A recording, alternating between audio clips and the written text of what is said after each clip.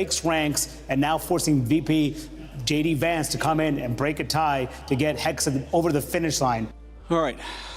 Are there any senators in the chamber who wish to vote or change a vote? If not, on this vote, the yeas are 50 and the nays are 50. The Senate being equally divided, the Vice President votes in the affirmative, and the nomination is confirmed. Are you disappointed that McConnell voted no? I didn't even know that. No, I don't know that. I just heard that we won. Winning is what matters, right? So thank you very much, everybody. All right, guys. So we got to talk about another Trump W. Now, we will talk about a Trump W, but Trump is he getting it in, right? This dude is working way harder than I like. This dude has been non-stop even before he got elected. In my opinion, I think he needs to sit down for probably like 3, 4, maybe 3 days. I can understand what he's doing, because if I take 2 days off and then try to get back into it, oh my gosh, it's hard. It's very, very hard. So in a way, I can understand what he's doing, because shit gotta get done, and it has to get done now. He has 4 years, but we can't. We don't think like that. We don't look at 4 years. We look at today. What's got to get done today? But our president, I do want him to take a little bit of a break. Just sit down for a couple days, dude. Just a couple days. Sit down for a couple days. Don't take no phone calls. Don't go to no meetings. Just cut off. Just for maybe 2 days, 3 days. Because I don't want you to get run down, because the shit you doing is monumental, is very effective, is advantageous to the American public. I love it. Keep doing it. But can you take a couple days off? Just a couple days. That's all I ask. this W is a W that was a hard W to get, but you know what? The hard-fought W's are the best W's, as Pete Hegseth has now officially become President Trump's defense secretary after J.D. Vance pulled up to the Senate to cast the tie-breaking vote. And the reason why he needed to cast a tie-breaking vote is because you have the Mitch McConnell crew, Susan Collins and Lisa Murkowski, along with Mitch McConnell, of course, deciding to vote against Pete Hegseth to become the defense secretary, and that required J.D. Vance to come in and to break the tie. We are watching the U.S. Senate in a dramatic late-night session. Senators voted on the nomination of Pete Hegseth as defense secretary, and J.D. Vance has just voted to break the tie. It was 50-50 earlier tonight in whether or not to confirm Pete Hegseth once again as defense secretary. Vice President did as people expected. He cast the tie-breaking vote to say yes, he is now the defense secretary. The big surprise of the night was Mitch McConnell of Kentucky, who did vote no. The other Republican senators who voted no were Susan Collins of Maine and Lisa Murkowski of Alaska. They publicly made their intentions known going into this vote. Another surprise was Tom Tillis of North Carolina. He was undecided, but he spoke for several hours with Hegseth today, and he voted yes. We don't know what was discussed, but he did vote yes. But once again, that's J.D. Vance who cast the tie-breaking vote in the nomination for Pete Hegseth as defense secretary. Now, earlier, just a few minutes ago, we actually heard from President Trump, who is in California, and he was speaking to reporters there tonight at a press conference, a brief press conference, and he said he spoke to Pete Hegseth on the phone on his plane, and he said that he thinks that Pete Hegseth will be a great Secretary of Defense. He said he did not know that Mitch McConnell voted no until the reporters said it during the press conference, but he also said it didn't actually matter because winning is what matters. So that is the latest on the Senate floor. A dramatic evening tonight. 50-50 was the vote for senators voting in the nomination for Pete Hegseth, but Vice President J.D. Vance had to come in and cast a tie-breaking vote. They had to wait for about almost an hour for him to come and break that tie. Yeah, so the leftists will be boo-hoo-whining and crying about this. Democrats will be boo-hoo-whining and crying. They'll be saying that Pete Hegseth is not qualified, that he's DEI. Breaking out of Washington, Pete Hegseth is now our Secretary of Defense after having been confirmed by the Senate in a 50-50 vote. 50-50 vote, you say? Well, J.D. Vance, the vice president, came in and cast the tie-breaking vote because that's literally all the vice president can freaking do as president of the Senate, literally their only job. Now, Pete Hegseth is wholly unqualified to. So he's wholly unqualified.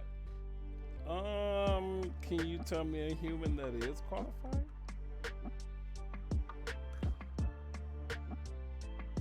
Tell me somebody that's qualified. In my opinion, there's nobody qualified to be at these high positions. President, Vice President, Secretary of Defense, and Homeland Security. I mean, just pick it. Now, that being said, no one's more qualified when you talk about these high positions than Donald Trump because he's already been there. He's done that for 4 years. Now, after that, even the next president, they're not qualified.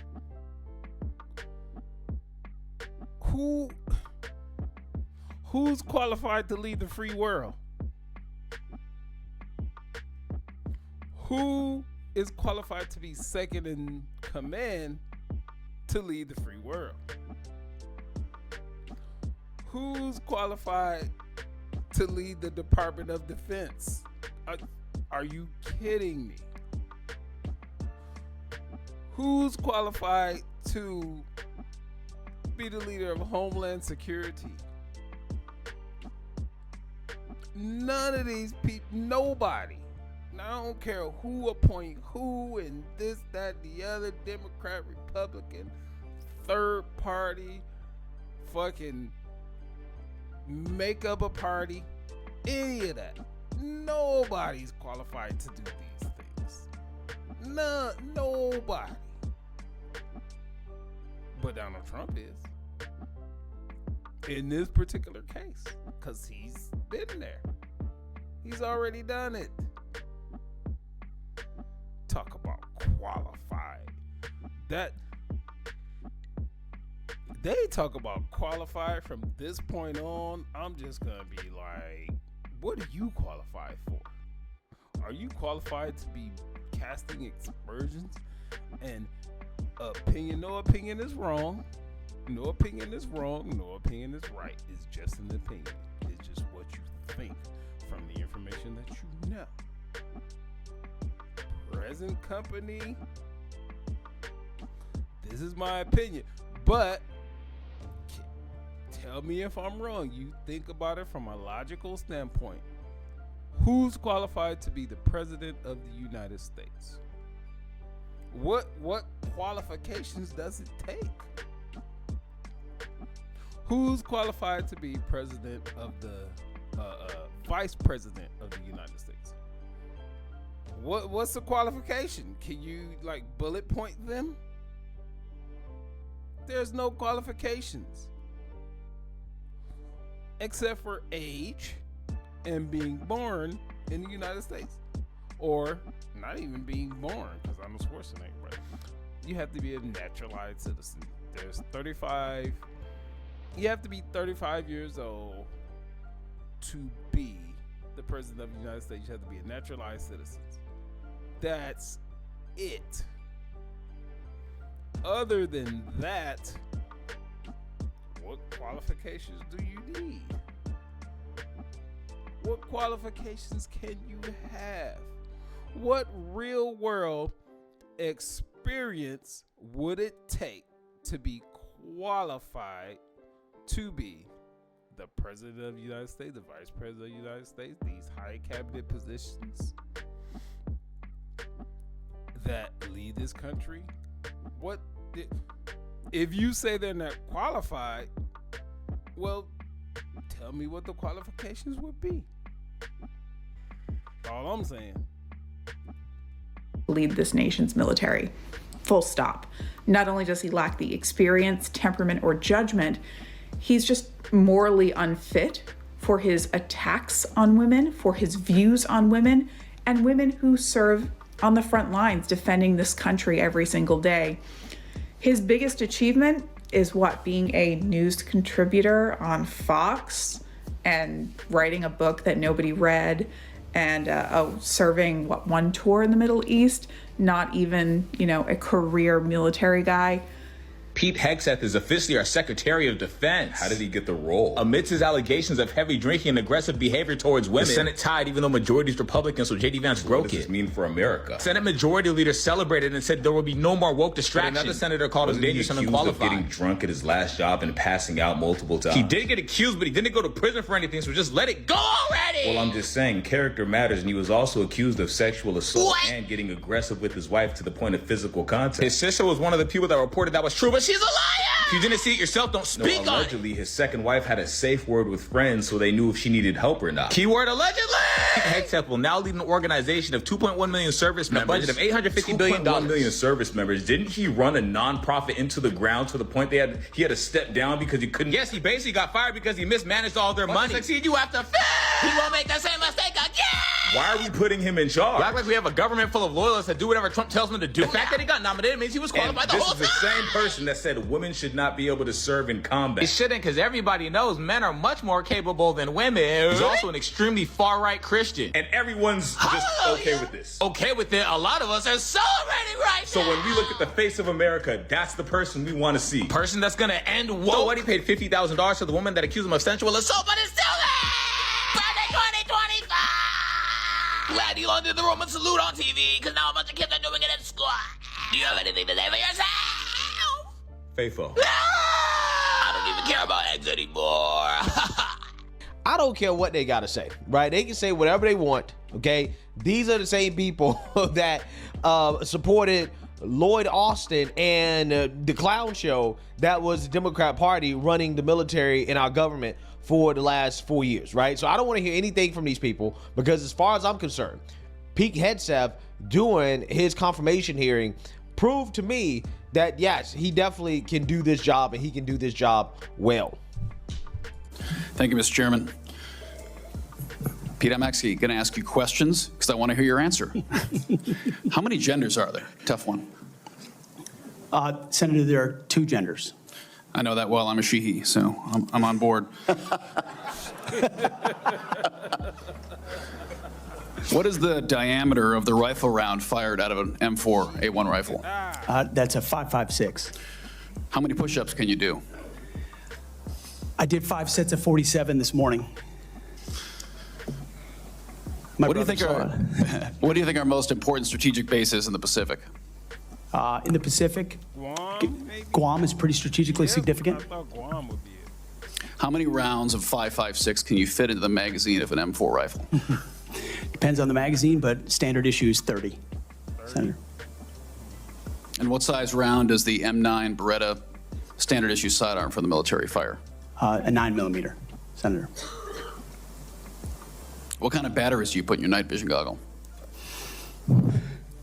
Duracell.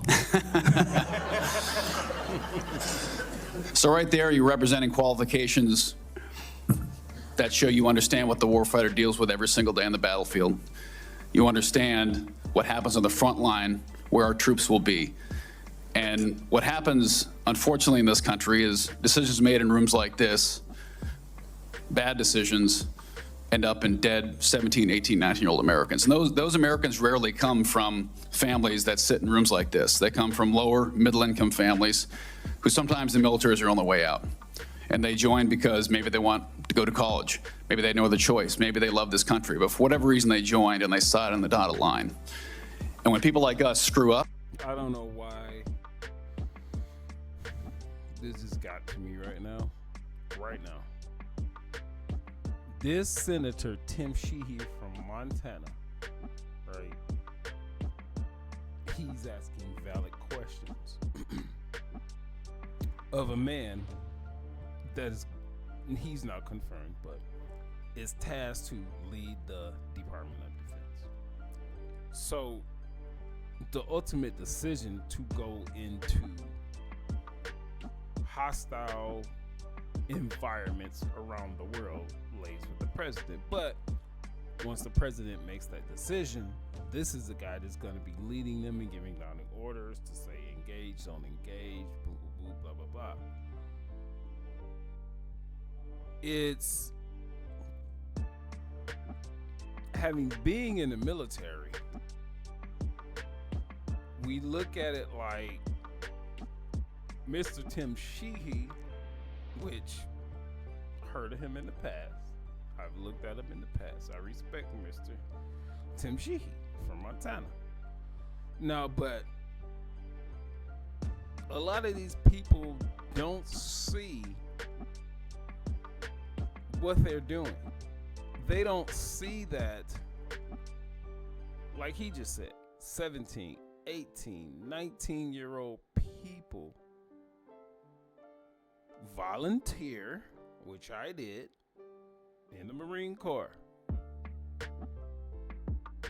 29 Palms, California, McCagsey.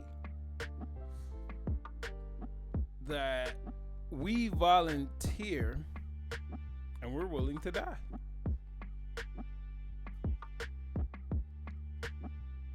There's no greater sacrifice than that. So you got these people sitting in Washington, D.C. in their suits with the tie and their pantsuits in the case of people like Nancy Pelosi and Kamala Harris, not today because she's out, but Alexandria Ocasio-Cortez, people like that. Ilhan Omar, people like that. Rashida Tlaib, people like that. Mitch McConnell, people like that, who he's pretty much, he's just a corpse at this point. Chuck Schumer, people like that, millionaires sitting up there in suits, right?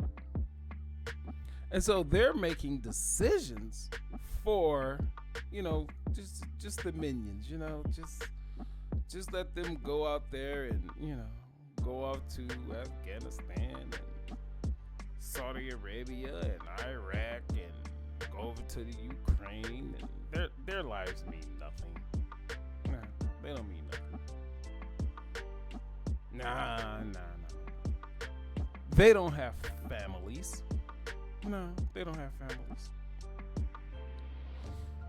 You know, they're 17, 18, 19-year-old people. They're just young people. Yeah, they're just spry. You know, there's another 18-year-old born every day. So we're going to make decisions on those people's lives, which is basically what they do. That's what they do. Make decisions based on how much they're gonna get paid by the people that make missiles and tanks and guns and airplanes and things of that nature. Always called the military-industrial complex. I don't want to. Didn't want to do that. That's why I say what I said previously. But they never take into consideration, because you know why? With their suits, you know what they're going to do at 5 p.m. Monday through Friday? They're going to go home in their secured dwelling, and they're just going to be just fine. While you got a 17, 18, 19-year-old, 20-year-old, 22, 24 sergeant, he's going to be over in some country that they have authorized for them to be in for no real reason. And then his life is going to be at risk. But you know what? They don't care about these type of things. And that's why I say Satan is busy. Satan is busy. He has been busy. He's always busy. He's creating. He's going to the next. He's going to the next. Oh, you don't want to be on board? You believe in Jesus Christ? Yes, I do. I believe in God. Thank you, Lord. Satan is busy. He gonna come to you, even if you believe in Jesus Christ and God, our Lord and Savior. Satan's gonna come to you and he gonna test you. He gonna be like, hey, once he understands that you're not down with him, he's not gonna totally go away. He gonna move to the next, but he always gonna have you over his shoulder. He's always going to just kind of be hovering around, meandering around. And once you have a moment of vulnerability, oh, he gonna come swoop right back in and be like, boom, do you want to take a bite of this apple now? That's what he does. They don't come home. And that's the one thing that I care about. As you remember when I shut the door, when you came with your entourage, Senator Coleman, I've known for a long time, and you and I sat together, asked you one question. You remember what that question was? Are you going to have the backs of the warfighters? Exactly. What is going to be your number one priority? And I don't care, frankly, what all these letters and articles say. I've been a part of a smear campaign too, I get it. I care that you're going to have one thing in mind when you sit in that chair in that 5-sided building. And you told me what that was. So with that, you have my support. I'm sorry you have to go through a process like this. Yeah, so you see that, you heard that. Now, this is great. This is a W. We should celebrate this W. The attacks and the smears from the Democrats and the left did not work. J.D. Vance ended up saving the day. However, while we celebrate, we must keep in mind that this probably means that Tulsi and RFK's nomination process, confirmation process is going to be tough. It's going to be really, really, really tough. Okay. Unfortunately, John Fetterman did not vote for Pete Hegseth. Okay. So a little bit of a disappointment. Him voting for Pete Hegseth, I think, could have been an indication of his willingness to vote for Tulsi or to vote for RFK. Who knows? Maybe he will surprise us when it comes to those individuals. I don't know. Okay. But regardless, because this is so close, yeah, we can't afford to lose more than 3, right? Once we lose more than 3, you know, it's tough. But I think at this point, President Trump may be willing to use recess confirmations, recess appointments in order to make it happen, right? I think he should. I don't think he should back down. I think after the whole Matt Gaetz debacle, I think that President Trump should essentially put his foot down and say, you know what, I'm going to get my guys in no matter what, regardless of whether or not these rhinos want to get on board. If I have to do recess appointments, I will do recess appointments. It is what it is. I mean, let's be real. Joe Biden pardoned his whole family, pre-pardoned his whole family, basically opened the door for the president to do whatever, right? I mean, let's be real. Let's be real. Okay, I'm just saying. So he makes a great point there. When Joe Biden, he pardoned his whole family. And on top of that, the Supreme Court ruled that the president has immunity based on any presidential acts. So basically that means if the president decided to bomb this place, regardless of whatever, he's immune from prosecution. If the president goes out and assaults someone, okay, he can be prosecuted. So that's what the presidential immunity means. It's not across the board like a lot of these people will lead you to believe. That's just not the case. So you just can't. Nobody can just go out here and do what the fuck they want to do. Not even a president. Even in his role, he just can't do what he want to do. So even today they talk about dictator, this, that, and the other. No. There's still things in place to where he just can't do what he want to do. Because America has learned from these other countries that one person making all the decisions for the masses is never a good thing, because most of the time it's based on how they're feeling that day, how they're feeling moment to moment. Now with men, it's a little bit different because we're a little bit more reserved, we're a little bit more logical. But when you have power and you know you can do whatever it is you want to do, guess what you're gonna do? You're gonna do whatever you want to do. Be damned about the effects of it, but that's what you're gonna do. And that's why there are so many things, so many mechanisms that are put in place to where a president can't do. President of the United States can't do what he wants to do. That's why we have several branches of government. So when these people come out here and they're fear-mongering you, telling you he's gonna do this, he's gonna do that, even with his executive orders up to this point that Donald Trump has done, all of them are not gonna stand. There's a lawsuit right now from, at this point, as I'm doing this video, it's 22 states that are opposing his executive order.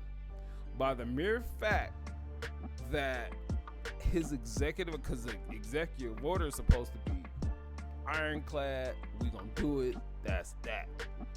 But by the mere fact that you have at least 22 states that are opposing this particular executive order, which is a birthright citizenship, which says if you're born in this country, you're a citizen of this country. Okay, I'm not even gonna argue pro or con on that. But just the mere fact that states can even challenge that lets you know that the president of the United States, he can't do these things that all these, like The View and all these liberal progressive people are saying that he's gonna do, take away your rights and like take away your right to unalive a baby. Why the fuck you want to unalive a baby in the first place is beyond me, but that's not what this discussion is about. He has nothing to do with that. That's up to your state. It's not up to the federal government. Donald Trump has nothing to do with that. That's up to your state. I'm going to say that again. Unaliving your baby ultimately is up to you. Why you get pregnant in the first place? But once you're pregnant, that's up to your state. So that's going to be in this video on Facebook. You can like the video, share the video, comment on the video. Go over and look at YouTube. This is Info 5000.